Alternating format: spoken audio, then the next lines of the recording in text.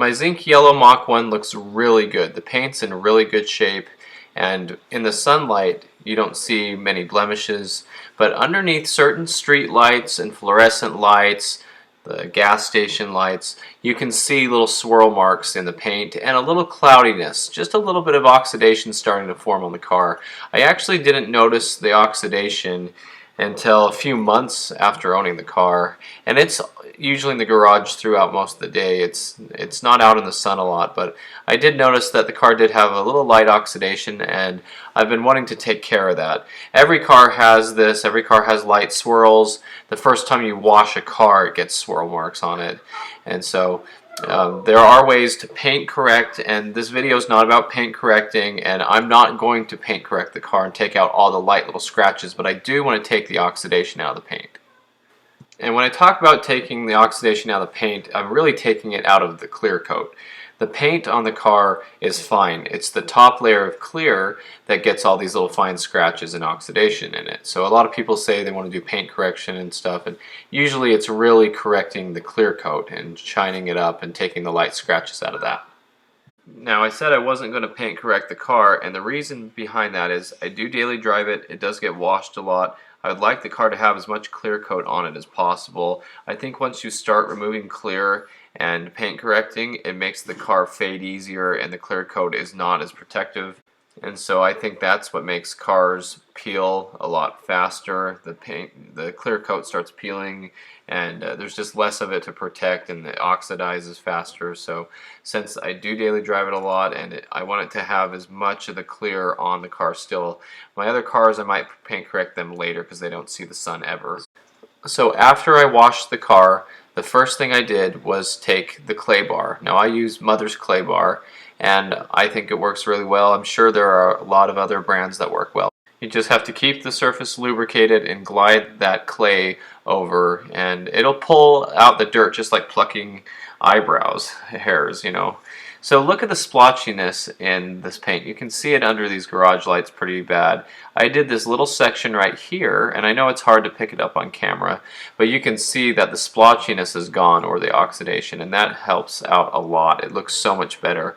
Here's another shot trying to get that oxidation on the camera, and then how good it looks over on this side.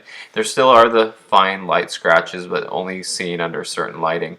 So I used the Chemical Guys polish. This is not the buffing compounds.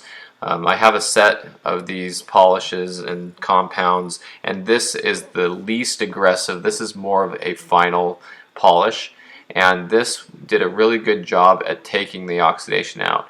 You could do it by hand like this and work each area really small, but what I'm doing in this case is I'm putting a little bit and just coating the whole area that I'm going to be running the buffer on. And I know there's other ways to do it. People put it on the buffer itself and run it through, and I've done that too, but I just wanted to get a good covering here. And this is not an instructional video. There are a lot of really good how-to videos out there. I'm also using a Chemical Guys pad that I picked up, and the really cool guy here who's local helped me choose which pad to use on that. So this does a good job at lightly cutting into that oxidation, but taking care of the clear coat. And I have this buffer on a very low speed.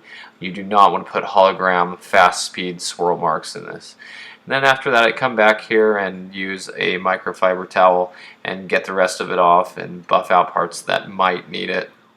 So my friend has a mobile detailing business, and he does this a lot. I learned a lot from him, and you do not want to put holograms in the paint, so just take it easy and go slow, and that's what I was doing. So you can see how nicely this brought out the clear, and it looks so much better.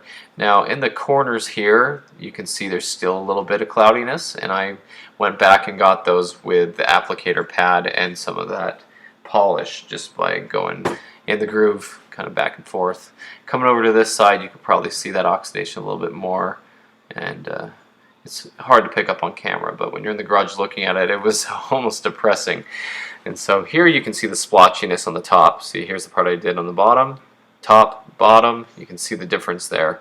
That's what the car actually looked like. So going slowly and just buffing this whole area and polishing it out.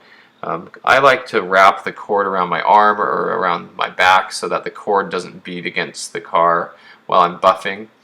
And you know, if this compound can dry and get kind of sticky, so I just like to go in small areas.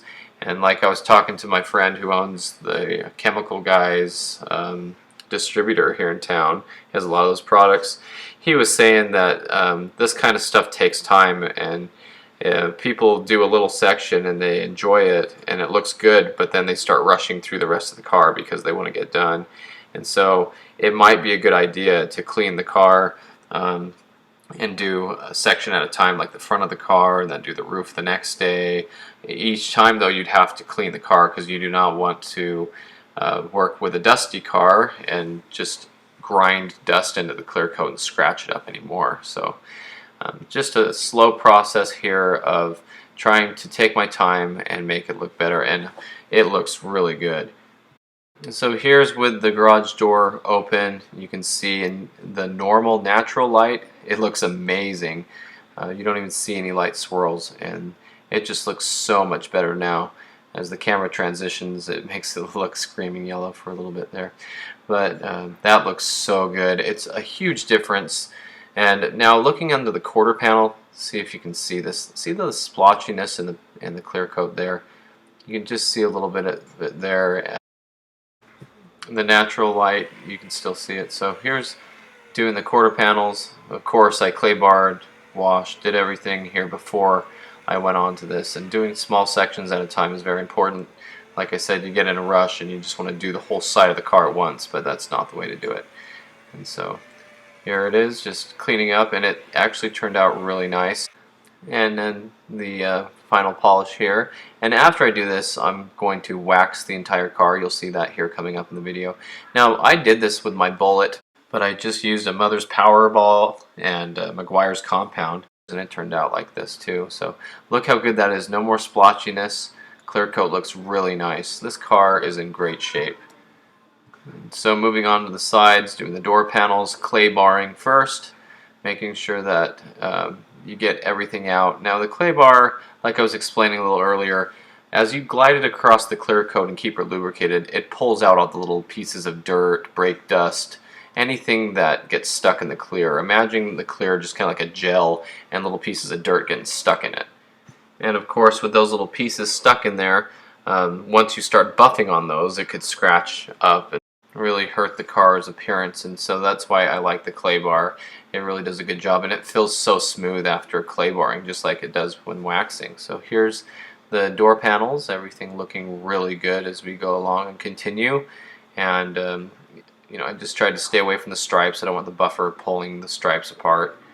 And of course, moving on to the roof. Now the roof is not a very fun part to do, but it's pretty easy if you stand in the door sill like this. Of course, I remove my shoes when I do. But this is actually something that a lot of people miss out, and they don't want to do the roof. But the roof actually is one of the parts that fades quickly on cars. It's always exposed to the sun. So the top of the car, the roof, the top of the trunk, the top of the hood, that is always an area that peels and fades fastest. So you got to take care of that part especially. The sides don't seem to be as affected. Now I wanted to take the spoiler off so I could do the top of the trunk lid completely and do it right. Look at these little rubber pieces. This is how you can tell the spoiler's probably never been off of this car before. These studs from the spoiler that go through the trunk lid have these little rubber pieces on them, and I really like seeing that on these cars because that's so original. And I think Ford actually put those on the ends of those studs, so when they went to put the spoiler on each car, if the studs accidentally touched the top of the trunk lid, it wouldn't scratch it. So I was just figuring out that yesterday. I'm pretty sure that's what those are for. So here we are opening the trunk lid. You take the nuts off and then lift the spoiler out very gently. It has that double-sided tape a little bit there from the factory. Make sure to put it where you're not going to step on it and smash it. I'd like to take this time too to clean this little area of the inner trunk lid, you know, the tail lights area. It always gets really dusty and gross, so went ahead and cleaned that up too. And as far as waxing the car goes after I compound it, I like to use Meguiar's Gold Class, and then this other one I have is just a industrial grade that my friend who has the mobile detail business had sold me a gallon of that stuff, and it waxes on real easy and waxes off nice. It's not hard. It doesn't have any compound in it like the Meguiar's does. And so that's really good for in between waxes, just to keep up on it and keep the clear taken care of and protected. It's a Carnauba wax. And so this spoiler is ready to go back on. I cleaned it up underneath, and to my surprise, there were not a lot of hard water spots or anything. Every time I take off a Mach 1 spoiler, it seems like there's some hard water spots on the underside. This one was in very good shape.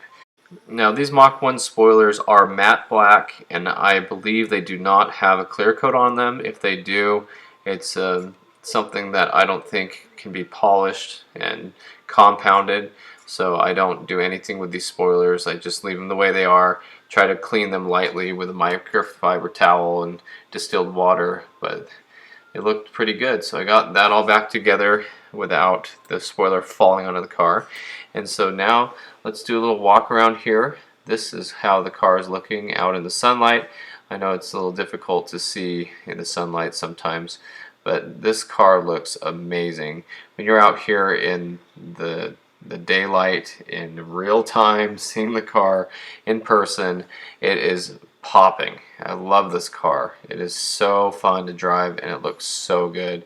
So here's a little bit of the shady part of the evening. It looks so much better now, and I'll just try to go around here and get some footage of the nice shine the car has. And like I've said in my videos about zinc yellow, people say it's just a pasty ugly color. I really like the color. I think it's neat on the Mach 1. Like you can see down there by the wheel where the stripe fades, you can see that part really easy. And black and yellow just look so good together.